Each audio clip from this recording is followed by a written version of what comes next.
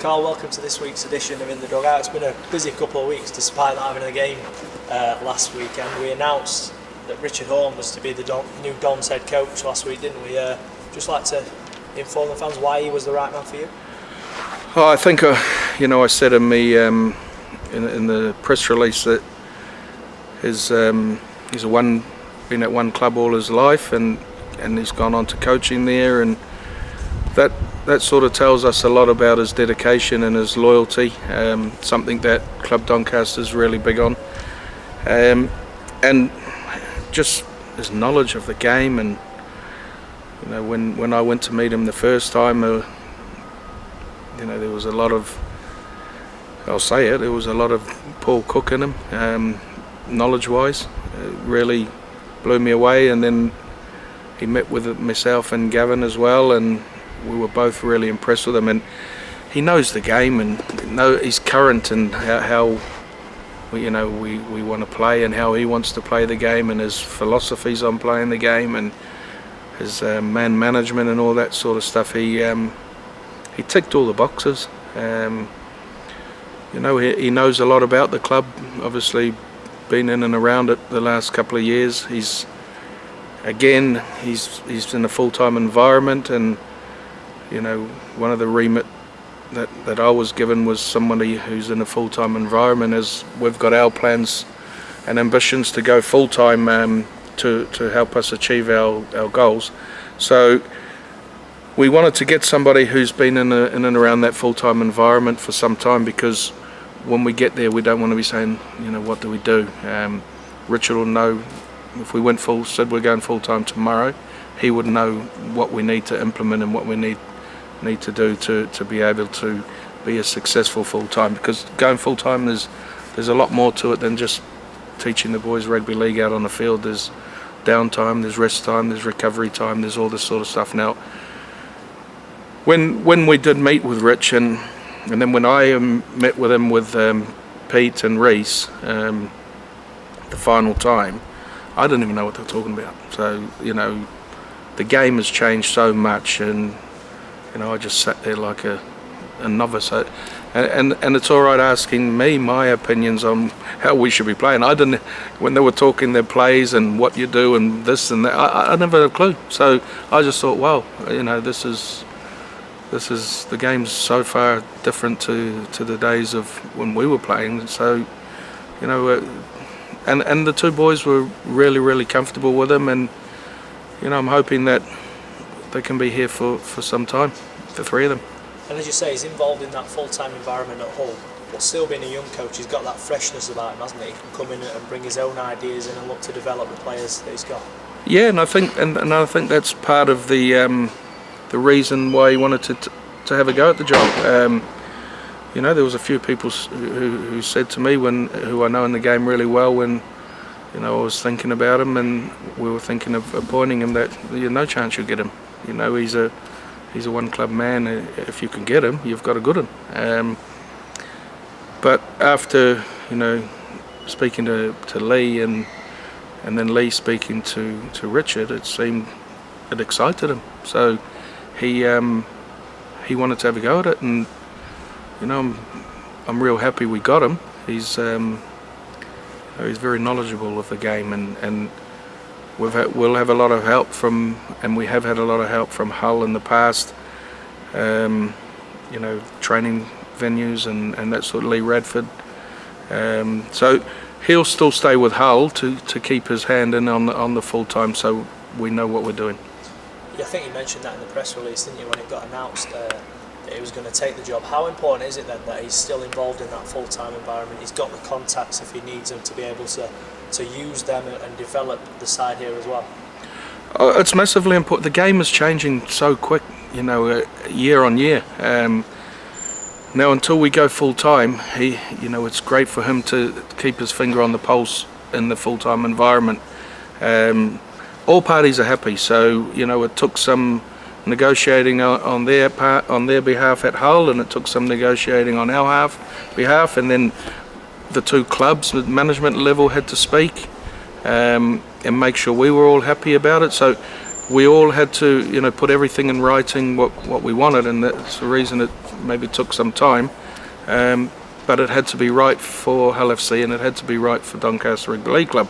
So we would like to think we've done everything right in terms of the paperwork, and if we come across any hiccups along the way, we've tried to cover every aspect of what could happen if Hull were playing and we were playing. He's with us. So we've done a lot of talking, and we've done a lot of negotiating, which we at the end of the day we all come out of it happy. And there was a slight change up to last week's dugout, wasn't there? We invited 8-year-old Dante Cox down to the training ground to take part in dugout with Richard. Just explain to us a bit about him applying for the role and how important fan engagement is to a club like the Dons. Well, I actually thought they'd be back on this week. I thought they took my job. They'd both done a smashing job, I thought, and young Dante's a big fan of us. Everyone knows the situation with Jack, his brother, who we supported along the way until he left us. So the family is big friends of the Dons, and yes, Dante did put his CV in, and it's genuinely, I've still got it in the drawer with the rest of them, and I just thought fantastic, and we had to do something for him. And I think we played a game here after he put his CV in, and he came up to me and says, "Carl, when am I coming from the interview?" and all that. So it was brilliant. So I thought I've got to do something for him and the family, and really proud of the boys and Rich for go along with it. It was a nice touch from the club. I thought one that it'd be a special moment for him, and the family need that sort of thing around them at the moment. They've got their own challenges that they face every day, and so if we can make them happy is something great for us. And I thought he was good. I thought he was real good. I thought Rich was good. It's something I think we'll get Rich on to do one in every 3 or 4. I think it's important we do that for the supporters to and also for Rich to keep them in touch of what he's doing. And if fellow young fans can see how much Dante enjoyed his day at training last week, does that sort of give younger fans the chance to come down and want to get involved with all that? It's big for us to build young fans and create a good fan base, isn't it? It is, and I've just received a card today from one of the junior takeover kids who was the head coach of the day, thanking us for a brilliant day, and all of him and his schoolmates all loved it, and he says Pete and Reese were brilliant with him. So to get those that recognition is massive. That's me. I like that. As long as the kids are having fun and coming along and enjoying it, they're the future of the club, and I say it all along. So the card was a really nice gesture. And you're right, the junior takeover day, and then Dante doing that's what the club's all about, and we ain't got a massive fan base at the moment, but we've got one that's pretty tight. And on the pitch then, still unbeaten in the month of June. Confidence must be very high within the camp at the minute. Oh yeah, we know we've got some challenges coming up, starting on the weekend. Massive game for us. And a 1 or 2 in front of us that we've got a challenge of 3 games in 7 days. The confidence is there, but the pleasing part is the competition for places is also there as well. We've got some key players back fit, and I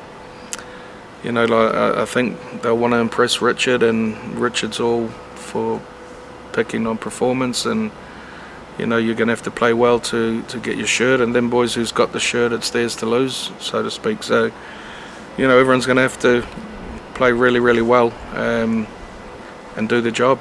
Otherwise, they won't be in the team by all accounts with the amount of numbers we've got.